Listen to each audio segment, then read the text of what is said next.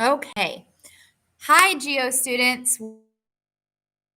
We have guys the wrong Nearpod link. I am so sorry. That never happens. I'm glad we got it covered. So today you should work on the Nearpod link and then watch this very, very, very quick video. I just want to talk to you about the difference between weather and climate. Okay. And then the next 2 days you have a video called Wild Weather. It's phenomenal. It is from the National Geographic, and this guy goes and talks with different scientists and does science experiments and shows you how weather works. So you have 2 days to work on that just because the video is a little bit longer, and I didn't want to give you an hour-long video to complete in one day. So you have 2 days to work on that.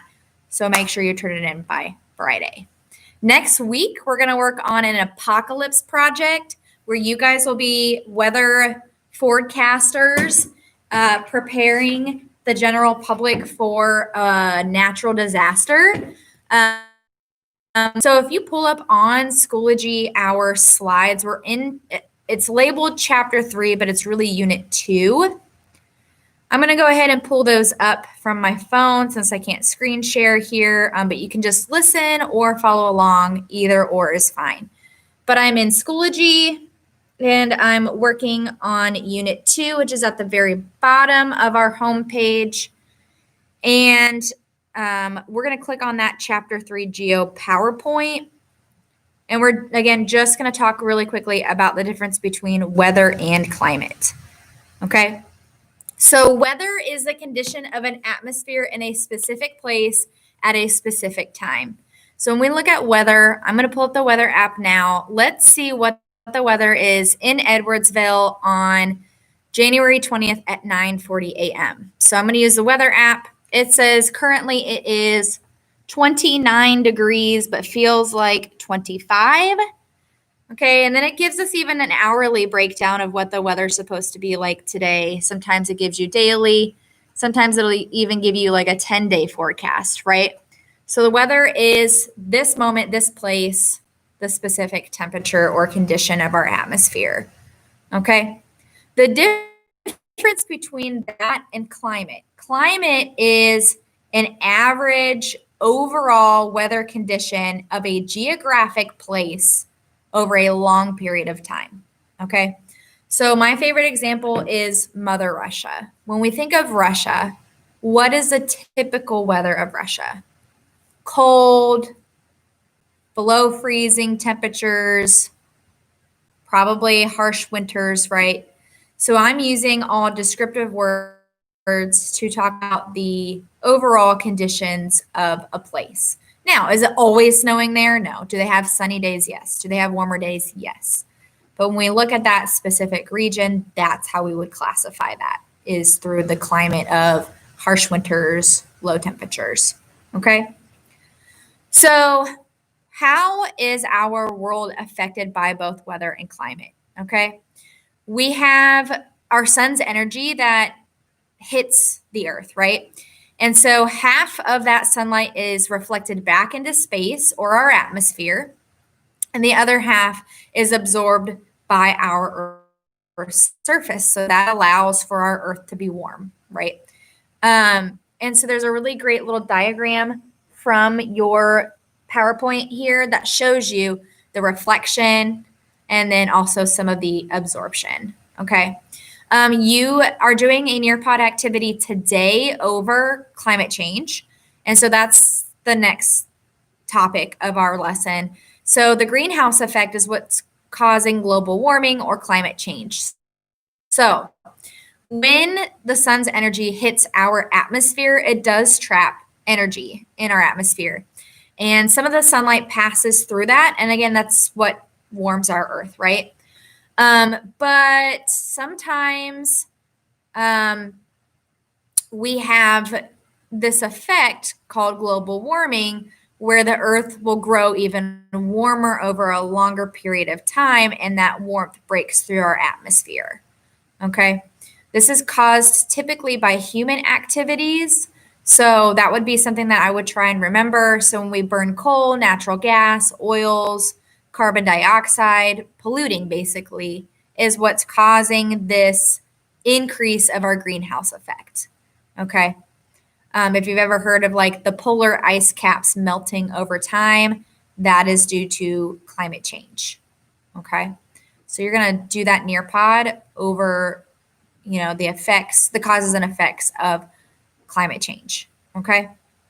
We also have different types of winds. And so wind is a horizontal airflow of one place to another. And when we look at wind direction, wind always flows from high to low pressured areas. So we have a couple different types of winds that you guys worked on with your vocab. Prevailing winds are winds that blow in the same direction a majority of the time. Some of these different examples of winds or prevailing winds are called trade winds. And then we also have a zone along the equator called a doldrum. So all of the air movements along the equator has very little wind because of the air pressure in that area. But again, that is called a doldrum. That region of the world is called a doldrum. And there's a lot of really great graphics that I would highly recommend that you look at in terms of this wind movement. So if you look at that one where it says global winds, we have the easterlies. Easterlies are winds that blow from east to west between 60 and 90 degrees latitude. We have the westerlies, which are winds that blow from west to east between 30 and 60 degrees latitude. And then we have the trade winds, which are the winds that blow from east to west between 0 and 30 degrees latitude. And then I really like this diagram because it shows you like different colors of the different movements of wind that typically is, portrayed on our Earth's atmosphere. So, and then it even shows you like warm air and cold air and how it circulates. And then that circulation is what causes the movement of the different types of winds.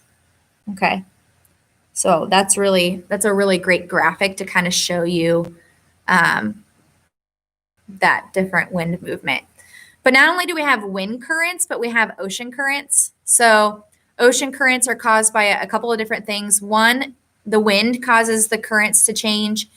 The way that our Earth is rotated causes change in currents, and then various different temperatures of our ocean also causes changes in currents.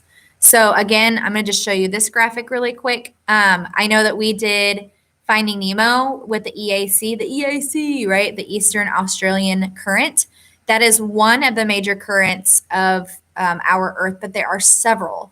There's one that's called this, let's see, what is it called? North Pacific Current, California Current, Alaskan Current, okay, Greenland Current. So if you look at this diagram, okay, I would definitely recommend looking at it on your PowerPoint, sorry. But if you look at this diagram, it shows you the different movements in the North Hemisphere and South Hemisphere. Ugh, can't talk this morning. It shows you that movement, and then it also shows you the type of temperature, not only just the movement, but either whether it's a warmer temperature current or a colder temperature current. And then, when warm water and cold water mixes, it causes a lot of movement. So that one's pretty cool. And then last but not least, and then I'll sign off, we also have what are called fronts. So fronts are what cause different weather patterns. Fronts are when two air masses of widely different temperatures meet. And this typically causes snow, rain, sleet, and hail. Okay. And then again, another great diagram that I would look over on your PowerPoint. Here's what shows both when a warm front and a cold front meet. Sometimes that can cause some extreme weather patterns like tornadoes, sharknadoes. Okay, that is it. 9 minutes. I didn't do bad. So just make sure you go over your Nearpod, look over climate change, follow along with this YouTube video, or just listen to me ramble. But I just want to talk about the difference between weather and climate because you're going to do a weather report starting next week. So have a great day, and thanks for watching.